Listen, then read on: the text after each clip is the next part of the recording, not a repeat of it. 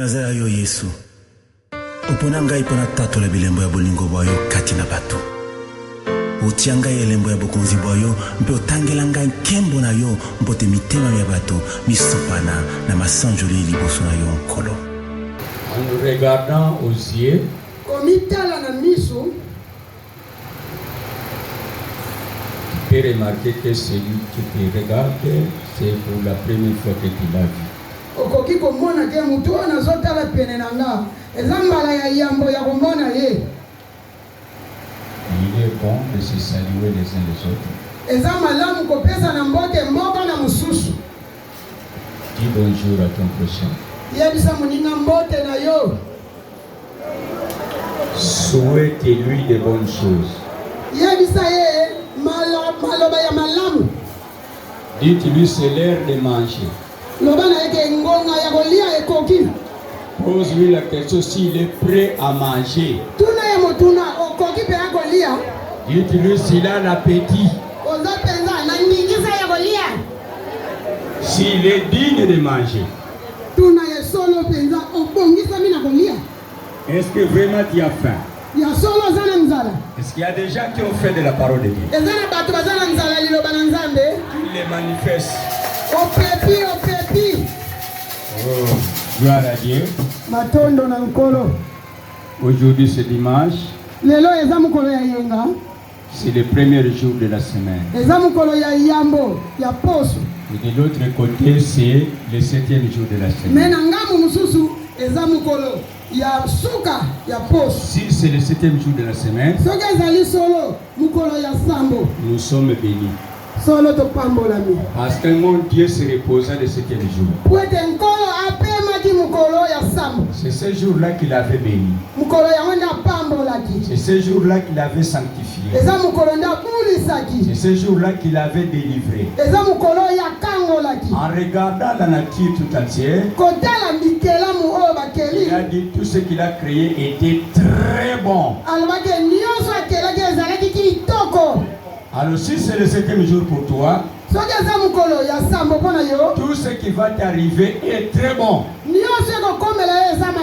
Très bon. Très bon. Très bon. C'est Dieu lui-même qui avait apprécié les jours. Ce n'est pas un homme. Parce que toute œuvre de l'homme a toujours des imperfectionnements. Et c'est ce que j'ai toujours dit, que tout ce que l'homme fait n'est pas un produit fini. Là où tu as terminé, il y a quelqu'un qui peut encore commencer là où tu as terminé. Et il te crée une œuvre bonne que la première. C'est pourquoi la Bible dit, regarde cette maison dans l'état où elle se trouve. Mais demain, elle ne sera plus encore dans l'état où tu l'avais vu. Alléluia. Alléluia. C'est là on parle de la seconde gloire. C'est qu'il y avait une gloire, il y a aussi la seconde gloire. La mort de Jésus et la résurrection de Jésus avait bouleversé le monde. Parce qu'on ne s'attendait pas que cet homme que nous avons vidé le sang puisse encore être ressuscité et vivre encore et prêcher encore la bonne nouvelle. C'est le grand miracle de Dieu. Alléluia. Le grand miracle de Dieu, c'était la mort et la résurrection de Jésus. Moïse a voulu voir Dieu. Dieu a dit qu'il ne me verra pas. Avant de me voir, tu dois mourir tout d'abord. Si tu ressuscites, tu vas me voir. Et Dieu, Moïse a vu Dieu. Quand est-ce qu'il a vu Dieu? C'est après la mort. Sur la montagne des Oliviers, où Jésus était transfiguré. Moïse est apparu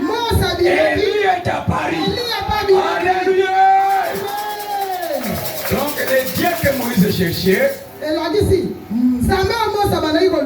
c'était Jésus-Christ. Ah, si c'était moi, je dirais ça.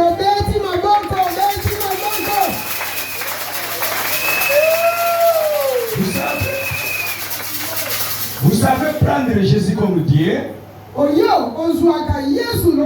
vous savez prendre Jésus comme Dieu.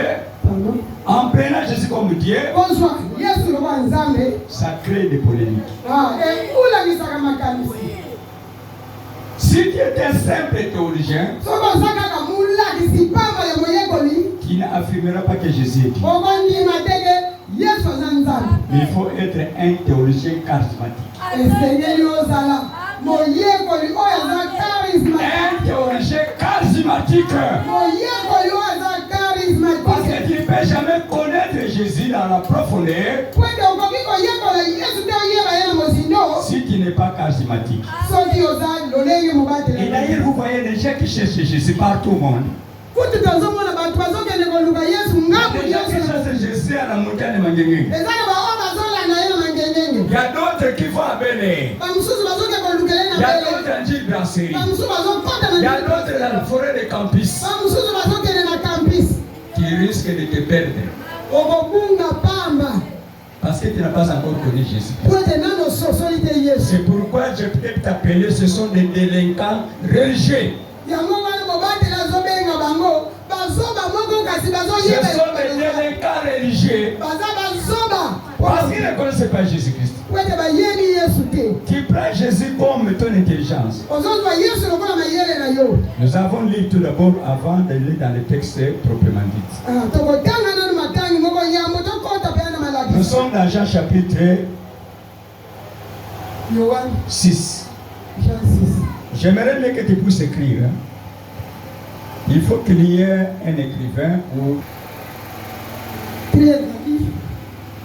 Jean 6, 53. Tu vas commencer à partir de 53.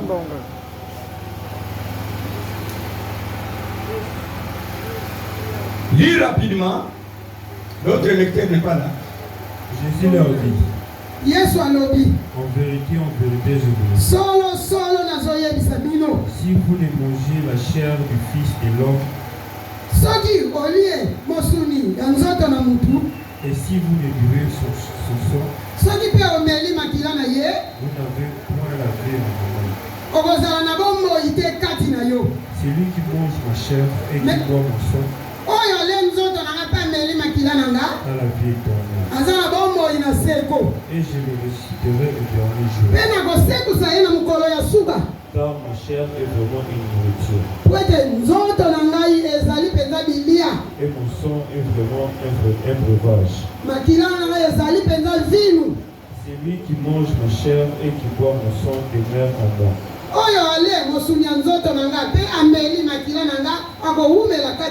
Et je demeure en lui. Comme le Père qui est vivant m'a envoyé, et que je fus par le Père.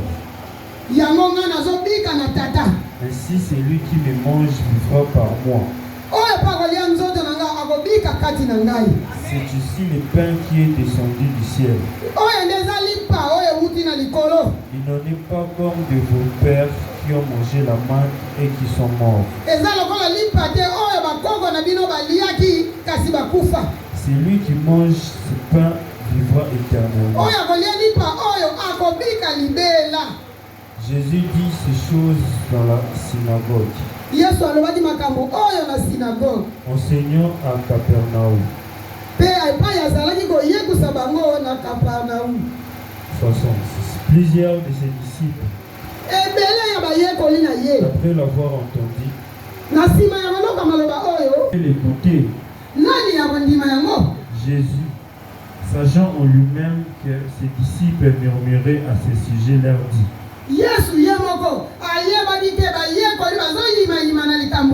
Cela vous scandalise-t-il? Et si vous voyez le Fils de l'homme monter où il était auparavant, c'est l'Esprit qui vivifie. Qui vivifie. La chair ne sert de rien. Les paroles que je vous ai dites sont esprit et vie.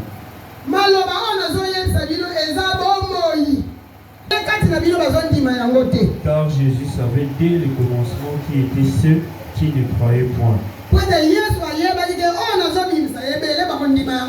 Et qui était celui qui le livrerait.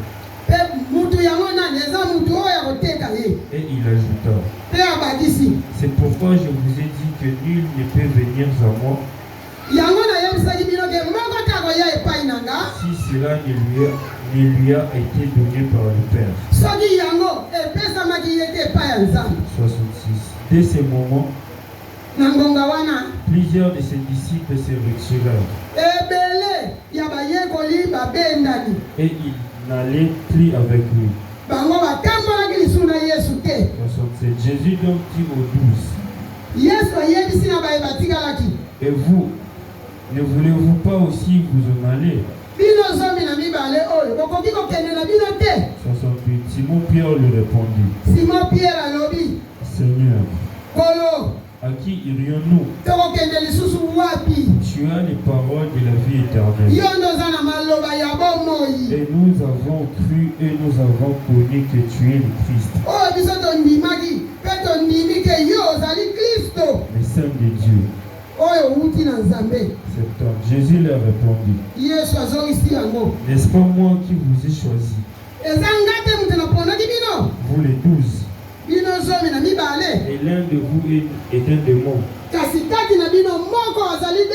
Merci, on s'arrête là. Nous sommes dans l'introduction du message. Nous ne sommes pas encore dans notre message. Je disais que nous avons des délinquants spirituels. Ils vont à gauche, à droite pour chercher Jésus. Ils ne savent pas que c'est Jésus qui le cherche, se trouve en lui-même. Jésus est en toi-même.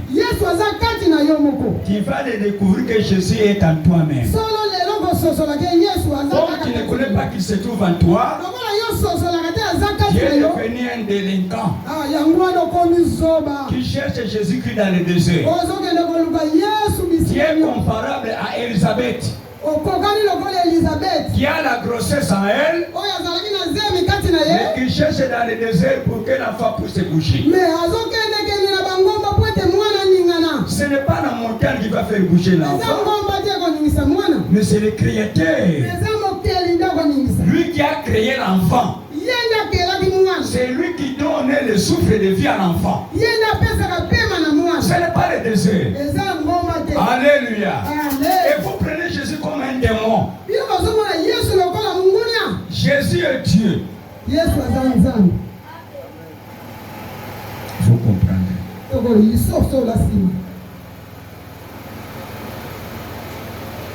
Je salue ceux qui m'écoutent. Je sais que ce message va passer dans les YouTube. Il y a des gens qui nous suivent partout au monde. Je salue mon père spirituel, le pasteur Mathieu, avec son épouse Mamédite. Je salue aussi ceux qui se trouvent en France, ceux qui se trouvent au Canada. S'il y a aussi quelqu'un qui me connaît aux États-Unis, je profite pour cette occasion pour lui dire salut. S'il y a quelqu'un qui se trouve au Maroc, qui reçoit la salutation. Dernièrement, nous étions ici le dimanche passé. Il y a notre frère Moïse qui nous a parlé d'avant.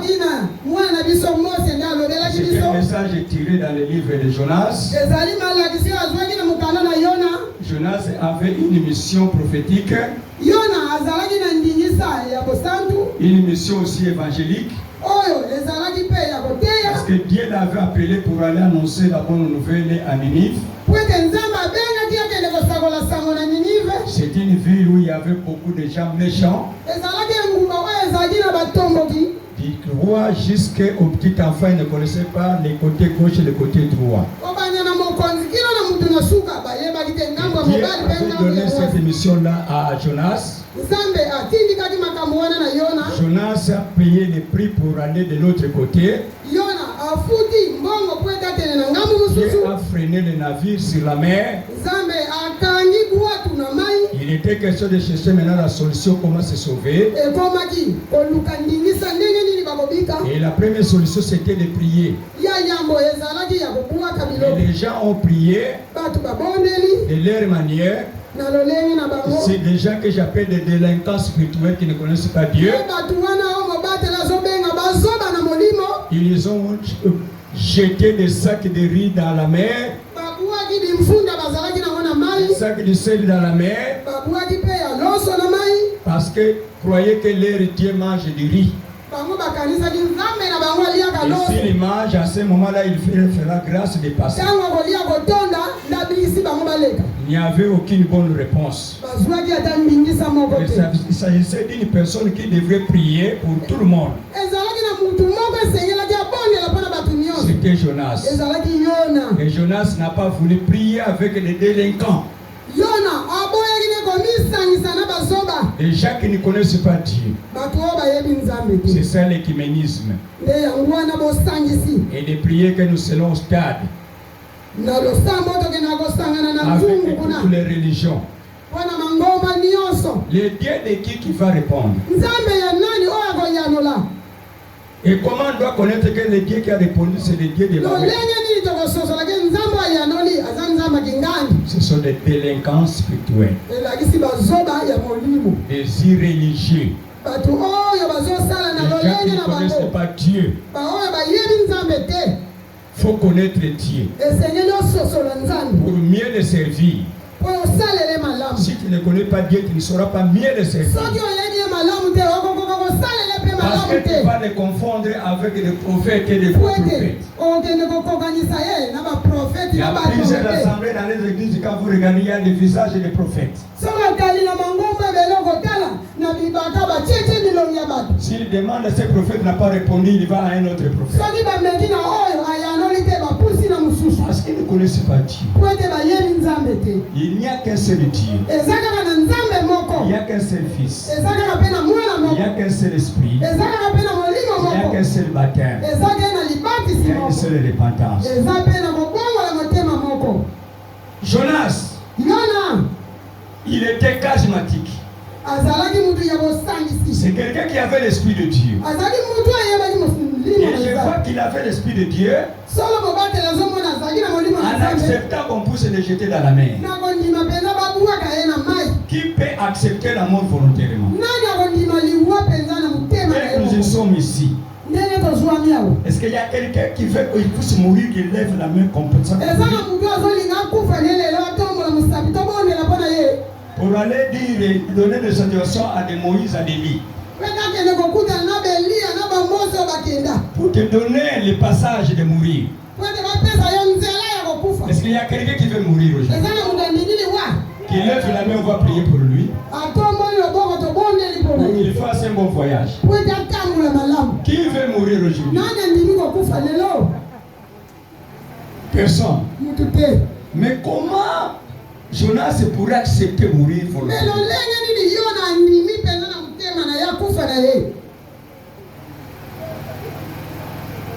Il a accepté qu'on le jette dans la mer. Et dans la mer, il y a des crocodiles. Il y a des requins.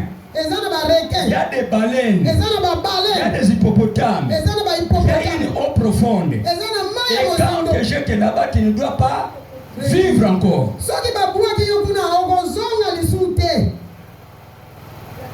Jonas connaissait Dieu. Il connaissait Dieu. C'est pourquoi celui qui connaît Dieu peut t'attirer des malheurs.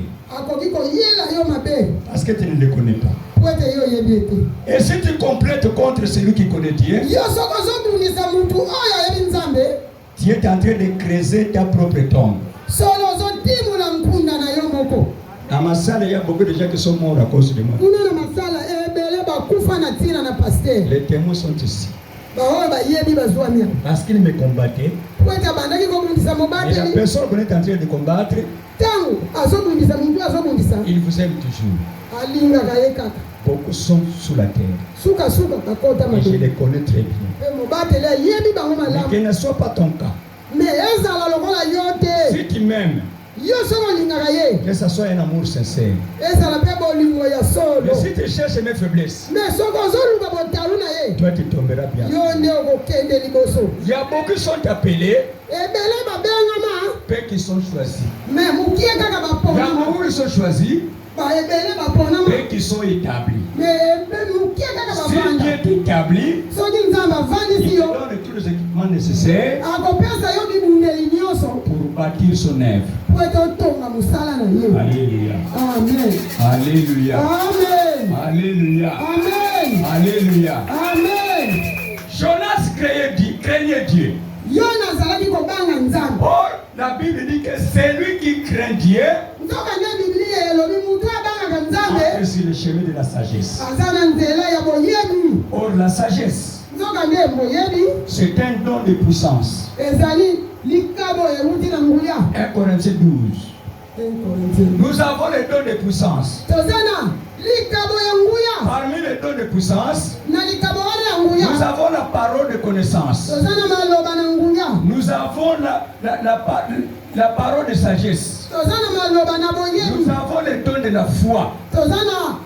Et nous avons aussi des dons de révélation. Dans les dons de révélation, il y a encore 3 dons. Il y a les dons de guérison. Il y a les dons de miracles. Il y a les dons de prophétie. Et nous avons aussi les dons d'inspiration. Dans les dons d'inspiration, nous avons aussi 3 dons. Il y a les dons de parler en langue. Il y a les dons de l'interprétation des langues. Il y a les dons aussi de discernement des esprits. Et en dehors de ces dons-là, nous avons aussi les dons de grâce. Là, c'est les Actes des Apôtres, chapitre 13, verset 32. Il faut écrire les versets bibliques au tableau. Quand je passe. Parce que c'est en lisant, nous aurons du temps. Dans Acte 13, 32, on nous parle de dons de grâce. Il y a des grâces particulières que certaines personnes ne possèdent pas. En dehors des grâces particulières, nous avons maintenant les dons de ministère. Là, c'est Ephésiens chapitre 4, verset 11. C'est Ephésiens 4, verset 11. Là, on nous parle des docteurs. Là, on nous parle des apôtres. Là, on nous parle des prophètes. Là, on nous parle des évangélistes. On nous parle des pasteurs. Et en dehors de ces dons-là, nous avons aussi des dons excellents. Là, c'est Jacques chapitre 1, verset 13 à 15. Et les dons excellents n'ont pas de variation. N'a pas de l'ombrage. Donc Jonas, il connaissait Dieu, il avait des dons. C'est comme il savait, comme Dieu est souverain. Même si moi j'étais dans la mer, là où il y a des poissons féroces, mon Dieu, qui est le maître de la mer, qui créera un moyen pour me protéger, parce que je suis son serviteur. Alléluia. Alléluia. Alléluia. C'est une autre personne, il devrait seulement accepter de prier avec les délinquants. Parce qu'il a peur de la mort.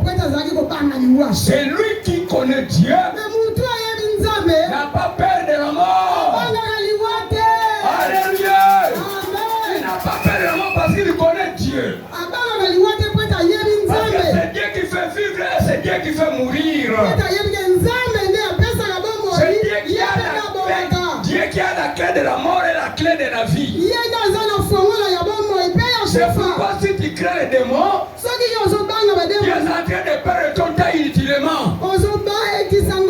Ils n'ont pas le pouvoir de tuer. Si cela ne vient pas de Dieu, Dieu être ici, il faut craindre Dieu. Parce que c'est lui qui a créé les démons. La créature n'a pas la puissance que son créateur. Alléluia. Alléluia. Cette chair, c'est quelqu'un qui l'a fabriquée. Mais il peut aussi la détruire. Parce que c'est lui-même qui a fabriqué ça. Et il peut aussi fabriquer une autre chair, belle plus que celle-ci. Et Dieu est aussi qui peut mourir, il peut te ressusciter encore, il peut faire vivre, faire le travail. Alléluia. Message d'aujourd'hui, c'est une leçon. Cette leçon s'appelle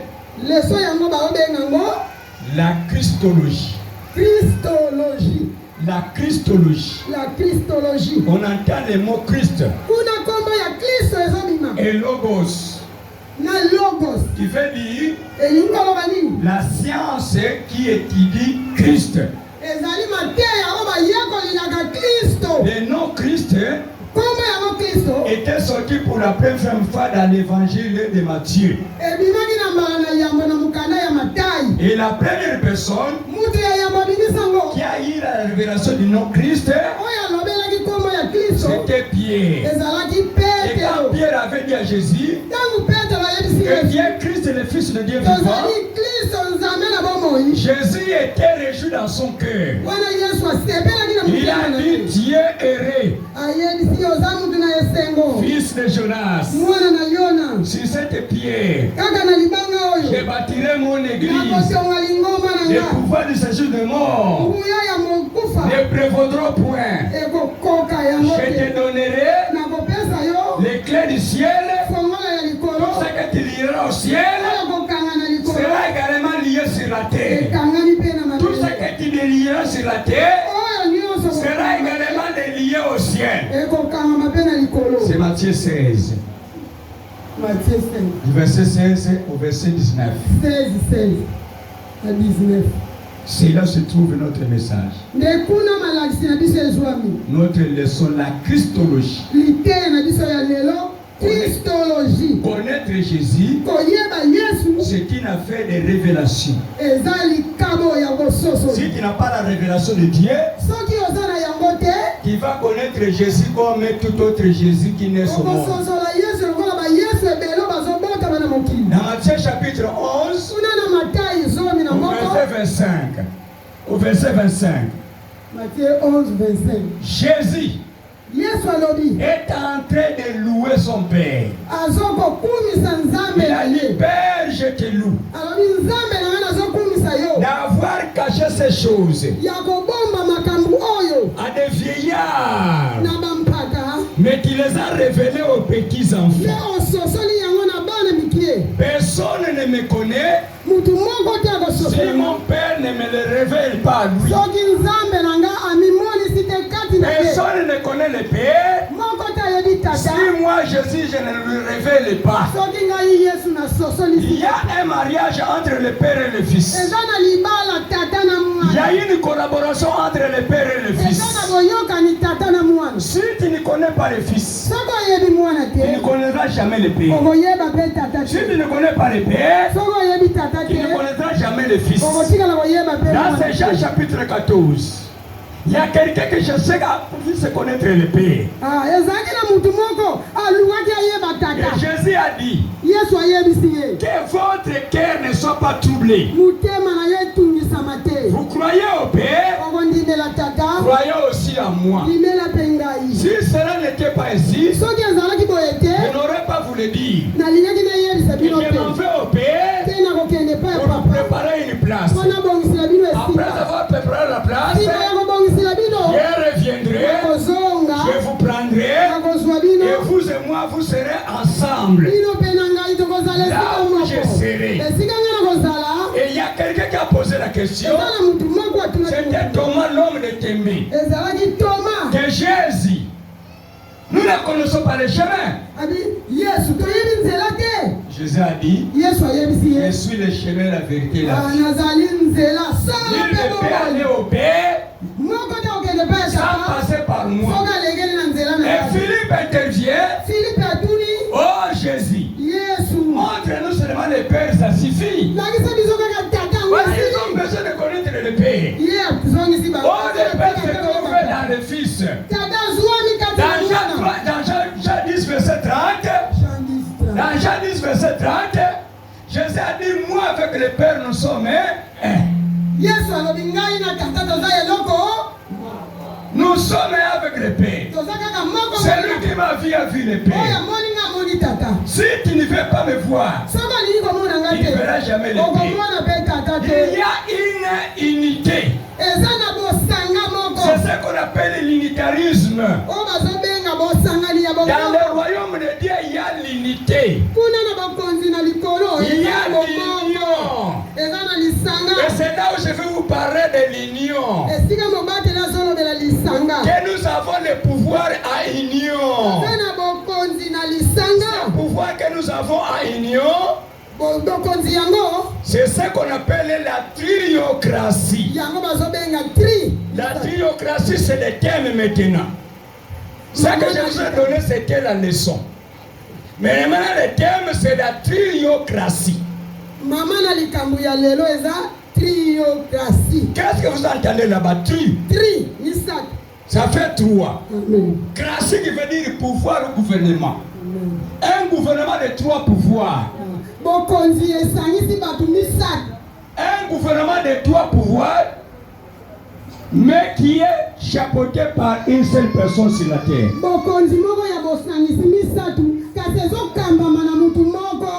Donc dans Christ, il y avait un pouvoir tripartite.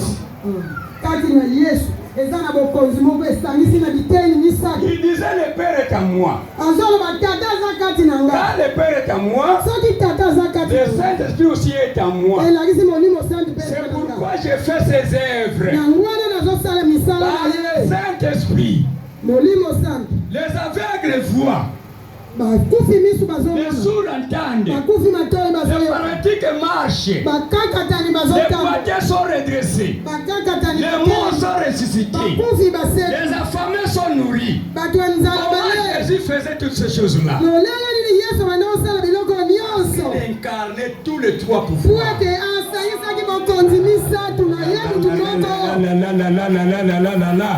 Alléluia!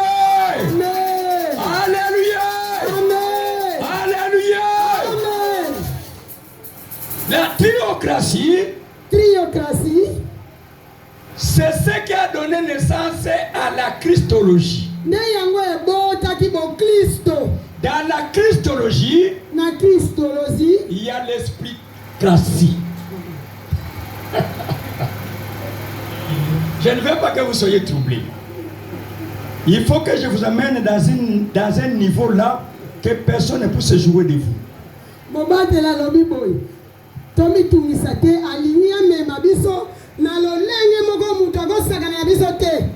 Je voudrais que tous nous soyons élevés.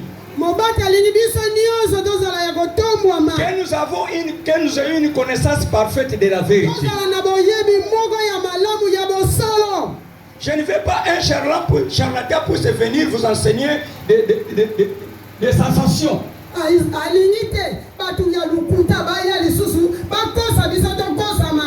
Vous savez, certains messages, ce sont des sensations. Il n'y a rien de nouveau là-dedans. Tout ce qu'on a dit, nous les connaissons. Il a rentré seulement de mettre les commentaires. Mais nous avons besoin de choses nouvelles dans la parole de Dieu. Nous avons besoin de ce qui est caché dans la parole de Dieu. Dans la parole de Dieu est caché des choses. Il y a l'esprit et la vie. Il y a l'esprit et la vie. Il y a l'esprit et la vie. Et ça trouve dans la parole de Dieu. Et cette parole, il n'y a pas l'esprit de Dieu. Ça vient du monde. Cette parole qui ne donne pas la vie, c'est que ça vient de la caché. Alléluia. Amen. Alléluia. Amen. Alléluia. Amen. Je parlais de l'esprit-tocratie. Quand on parle de l'esprit, nous connaissons l'esprit. Cratie veut dire le pouvoir. C'est le pouvoir du Saint-Esprit. Et ce pouvoir du Saint-Esprit se trouve en Jésus. Jean-Baptiste. Nous sommes dans Matthieu chapitre 3, au verset 11e. Jean-Baptiste prêchait la repentance. Il ne pouvait jamais accorder la repentance à ces gens-là. Il a fallu. C'est lui qui a la clé de repentance. Puisse venir. Alléluia. Amen. Alléluia. Amen. C'est facile de dire à quelqu'un repentez-vous. Mais il faut nous donner des médicaments de repentance. Parce que ce sont des paroles vaines que tu dis. Jean-Baptiste a dit, moi je vous donne le baptême de la repentance. Mais celui qui vient après moi, je ne saurais même pas délier ses chaussures. Lui va vous baptiser. Le baptême du Saint-Esprit et du feu. Dans sa main, il a une tamine. Il va tamiser les gens pour prendre les frais farine et les déchets mettre au feu. Ce que je te prêche, c'est pour te tamiser. Jésus a besoin de s'engager. Des personnes qui sont tamisées. Des gens qui sont tamisés. Ils donnent de la bonne farine. Afin que les peuples puissent manger, qu'ils puissent avoir la grossesse. Afin que les gens mangent, qu'ils aient des embonpoints. Qu'ils aient la force. Il y a des biceps. Amen. Alléluia. Amen. Nous voulons des biceps spirituels.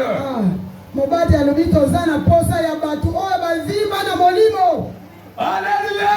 Amen. Alléluia. Amen. Je parlais de la triocratie. Jésus, quand il est venu lui-même, il a dit dans Matthieu chapitre 28, au verset 16, là on peut lire 28-16 jusqu'au verset 21. Lisons rapidement. Matthieu chapitre 28, 16. Verset 16-28. Nous faisons vers la fin du message. Les 11 disciples allèrent en Galilée.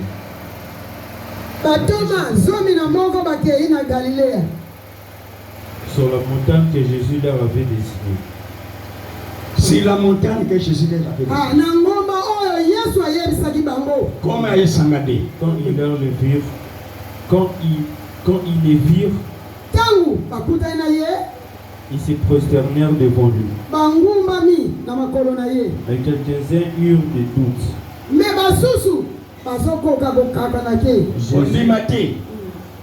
Jésus s'étant approché, leur parla ainsi.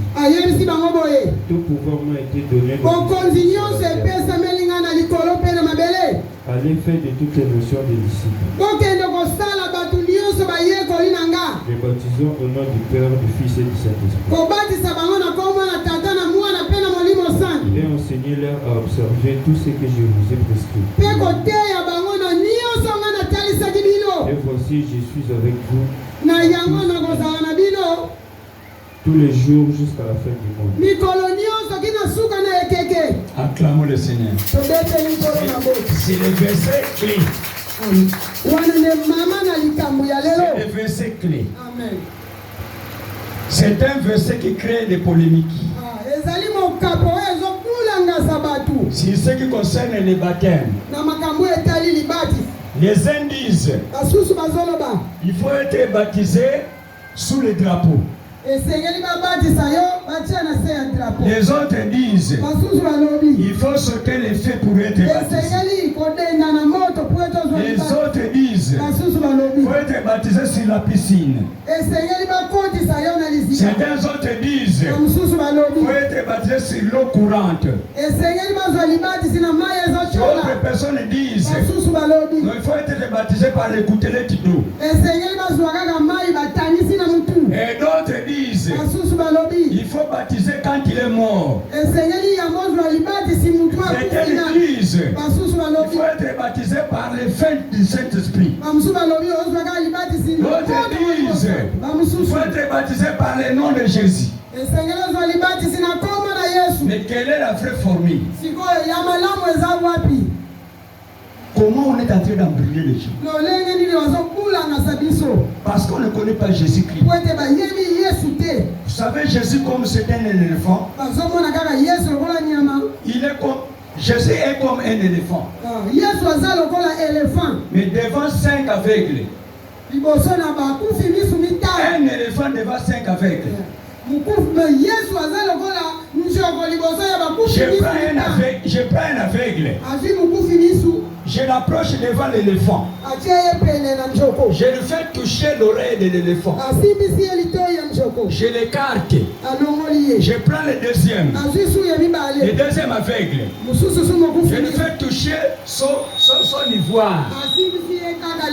Je l'écarte. Je prends le troisième. Je lui fais toucher la jambe de l'éléphant. Je l'écarte. Je prends le quatrième. Je lui fais toucher la queue de l'éléphant. Je l'écarte. Je prends le cinquième. Je le fais toucher seulement le cou. Maintenant je pose la question à ces 5 comment est l'éléphant? Le premier qui a touché l'oreille, qu'est-ce qu'il va dire? Hein? Il vous parlera seulement de l'oreille. Celui qui a touché l'ivoire, il parle seulement de l'ivoire. Celui qui a touché la queue, il parle seulement de la queue. Est-ce que l'éléphant c'est la queue seulement? Est-ce que l'éléphant c'est l'oreille seulement? C'est la charité. C'est pourquoi je ne peux jamais connaître Jésus-Christ en partie seulement. Il faut vraiment le connaître dans la charité. Et là, personne ne peut te tromper dans l'évangile. Alléluia. Jésus a dit baptisez-les. Au nom du Père, au nom du Fils et du Saint-Esprit, et enseignez-les tout ce que je vous ai prescrit. Et moi je serai avec vous jusqu'à la fin du monde. Alléluia. Voilà ce qu'il dit. Il sera avec vous jusqu'à la fin du monde. Si Jésus sera avec moi jusqu'à la fin du monde, est-ce que je dois aller chercher à Belé? Je dois aller chercher à Mangengenge. Voilà comment on est en train de dévier les gens sur l'évangile. Parce que ce sont des gens qui sont nés derrière la maison. Ils ne sont pas nés de Jésus lui-même. Jésus a dit que c'est lui qui est né de Dieu. C'est lui qui est né de Dieu et de Dieu. Il y a quelqu'un qui a compris. C'est lui qui est né de Dieu et de Dieu. Jésus parlait de son Père. Quand il parle du Père, il parle de la source. Alléluia. Alléluia. Alléluia. Je peux poser une question d'intelligence. Entre la source et le fleuve et la mer, qui est le plus grand? Entre source, fleuve et la mer, qui est le plus grand?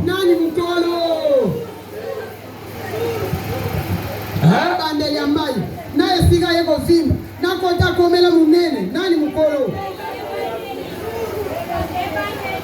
Alléluia. Amen. Il a dit au commencement. Amen. Alors baki na ebandeli. C'est tout pas dire au commencement qui est la source. Et là qui c'est ebandeli wana ne source. Il n'y a pas de fleuve sans source. Amen. Maya koki ko vimba te ezanga ebandeli. Il n'y a pas de mer sans fleuve. Amen. Alléluia. Amen. Moi j'ai toujours dit qu'il faut aller à la source. Et Seigneur que ne ebandeli. Vous savez, quand les sources s'organisent, toutes les sources d'eau s'organisent au monde. Ils se disent que les fleuves sont devenus des orgueilleux. Et la mer aussi est devenue très orgueilleuse. Mais nous allons les mettre contre lui. Toutes les sources ne veulent pas encore donner de l'eau. Quel deviendra le fleuve? Quel deviendra le fleuve? Quel deviendra le fleuve? Parce que toutes les sources ont bloqué de l'eau.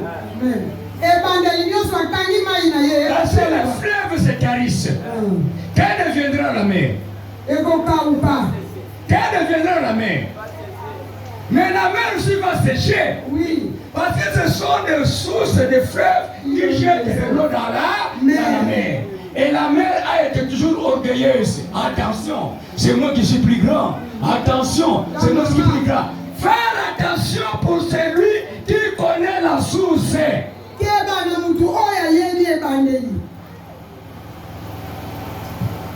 Je vais éclairer votre intelligence. Prenons exemple, cette église, c'est notre communauté.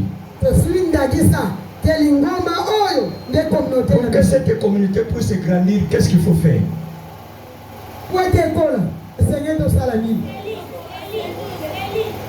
Hein? Il faut qu'il y ait des cellules. Voyez? Et tous ces cellules deviendront aussi des paroisses. Amen. Vous voyez? Amen. Mais si moi, je dis que c'est moi qui suis le chef de la communauté. Je n'ai plus besoin de vous. Quelle deviendra la communauté? C'est ça que Jésus disait qu'il ne faut pas négliger les petits enfants. Il ne faut pas négliger les petits enfants. Laissez les petits enfants venir à moi pour que je bénisse. Les cellules sont comme des petits enfants, mais ce n'est pas à négliger. Les parents sont comme des petits enfants, mais ce n'est pas à négliger. Amen. Quand vous les négligez, la mère se caresse. Alléluia. Amen. Alléluia. Amen. Le fond du roi, il faut y aller la population. Oui. Vous l'avez madame, hein? Amen. Hein? Oui. Ce que ça roi, population, ça que ça roi. Amen. Vous ça roi que? Mokonzi Pamba. Mokonzi Pamba. Oui. Le fond du pasteur, il faut pas fidèle bazar. Bazar. Alléluia. Amen. Mais vous n'êtes pas là pour le maltraiter. Vous n'êtes pas là pour le minimiser. Vous n'êtes pas là pour le dominer. Non. Le fou n'a yé et c'est lui qui se trouve. Mais le roi de Jouami a ouéza peut-être pour donner au golayé, pour te bomayer, pour le soulever. Non. Je parle de moi. Le corps n'est pas mon côté. Alors, bino vous allez le côté, il faut la dominer bino. Il faut la sakana bino. Il faut la mona bino tina. Non. Tina tena kana tina bwana mutoa yebiti. Alléluia. Donc tel que tu es là. Le jour que tu as été baptisé, tu as reçu Jésus comme Seigneur et Sauveur. Jésus est venu en toi avec trois pouvoirs de son gouvernement. Alléluia. C'est pourquoi vous êtes envoyés.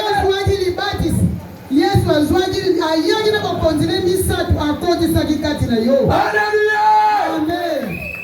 C'est là que vous êtes appelé le temple du Saint-Esprit. Donc tu ne peux jamais te négliger. Amen. Tu es temple.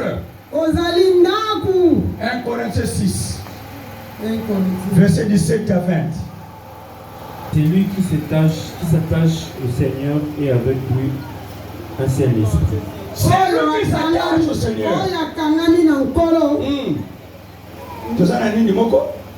C'est lui. Mais c'est lui qui s'attache au Seigneur et avec lui un seul esprit.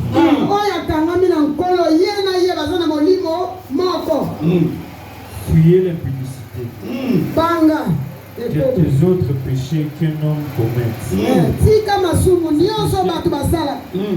Ce péché est hors du corps. Mais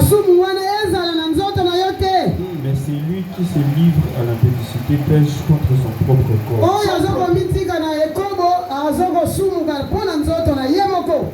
Ne savez-vous pas que votre corps est le temple de Saint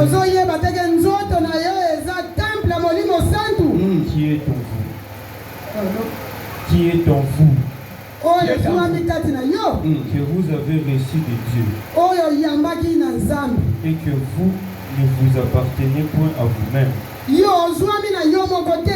car vous avez été rachetés à un grand prix. Glorifiez donc Dieu dans votre corps et dans votre esprit. Jésus, il y a trois pouvoirs en toi. C'est pourquoi tu es appelé temple. Tu es très valeureux. Ephésiens 2. Verset 21 à 22. Lis rapidement. Ephésiens chapitre 2, verset 21 à 22. On lit tout l'édifice bien coordonné s'élève pour être un temple saint dans le Seigneur. En lui, tout l'édifice est bien édifié. Édifice, c'est à l'image de une maison. S'élève pour être un temple saint dans le Seigneur.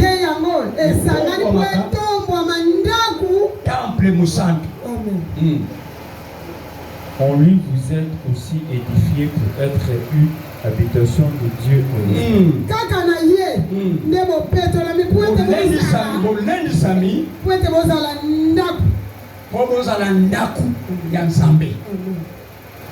Et 1 Corinthiens 6, là on termine. 1 Corinthiens chapitre 3, verset 17. Là on termine là. Chapitre 3, verset 17. 1 Corinthiens chapitre 3. Prenez le verset biblique, ça va vous aider. Si quelqu'un 17. Si quelqu'un détruit le temple de Dieu, si quelqu'un détruit, Dieu les détruira. Amen. Car le temple de Dieu est saint. Et c'est ce que vous êtes. C'est ce que vous êtes. Voilà le mot qui me réjouit. C'est que vous êtes. Vous êtes le temple de Dieu. Personne n'a le pouvoir de détruire son corps, son propre corps. Ce n'est pas ton corps, mais c'est le corps de Dieu. Ah, parce qu'il faut tu vas être jugé devant Dieu parce que ce n'est pas ton corps. Alléluia. Amen. Est-ce que la vie fait le massacre? Balobina yoke basara ka provision ya masanga kuna na lifelo. Il faut mettre en koto yo. Pas que na kuna. Oko kende kuna pe kusamba ni konso ya masa. Alléluia. Amen. Alléluia. Amen. Est-ce qu'il y a quelqu'un qui a écouté la parole de Dieu?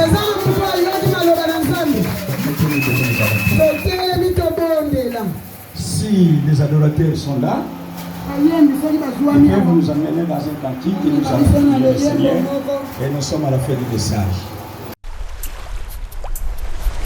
Ofutani mwanangai nikumba na ngai yango ndeme mayene kulusu Yesu na molili na mikakatano na ngai suka tongo na nkembo ekomi makaka ate na kubungisa eliki ate ofutani ongo na ngai osilisa bampasi na ngai tina nini nani okwama osioni okwama mpo na ngai nakomi na suka makasi esili ngai pesanga loboko na yo salela ngai ngolu na yo ngolu na yo nde batelaka ngai makia na yo nde esimbaka ngai loboko na yo nde etelemisaka ngai papa simba ngai Eli Eli lama sabachthani kotika ngai te mosikoli na ngai lisungi na ngai ekouta na yo nana ekulusu Yesu yose koki pona ngai nazwa elonga salela ngai ngolu na yo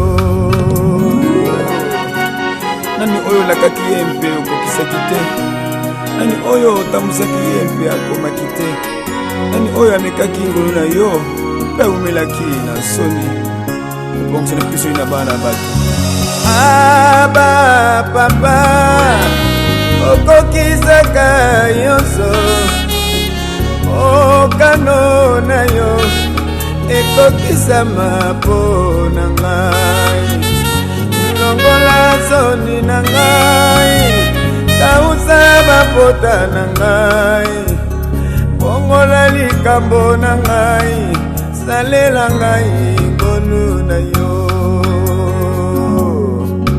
mai miso na ngai community mpo na bato zelo ozali kolekisa ngai nani ya kososola oyo ngai nazali komona lelo lobi na komona yango te mama mpe mpasi na ngai kobonga na esengo natali pembeni na nga bato mabe bakofuluka ngai nazali ya yo likambo na ngai